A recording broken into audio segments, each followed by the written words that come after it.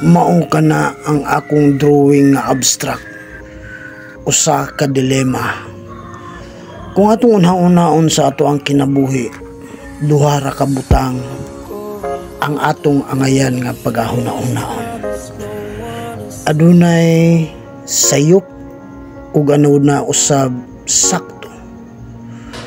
Kung adunay kahayag, aduna usab kangit-ngit.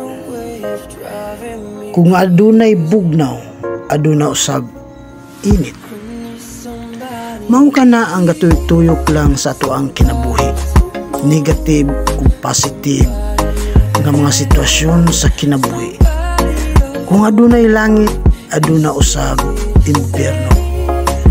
Kung adunay babayi, aduna usab lalaki. Mao usab sa mga kahayupan no, gipares sila og duha.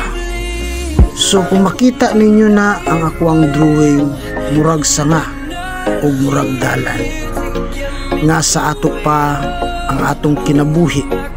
Ang ayan gayud na to nga pamalandungan kung asa kita paingon.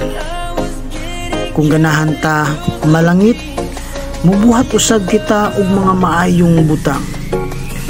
Kung ganahan ta mamaayo pod ang ato ang kinabuhi, masuccessful ta sa ato ang kinabuhi, mubuhat usab kita og mga maayong butang dinhi sa kalibutan. Kung ganahan ta nga ang atong hunahuna peaceful, dili usab ta manghilabot sa kinabuhi sa uban. Mao kana ang dalagan sa ato ang kinabuhi, usa ka dilema. Apan kung inyo nang makita ang akong drawing, dinhang napita atong mapalmalandungan kung diin kita paingon niining kinabuhiya.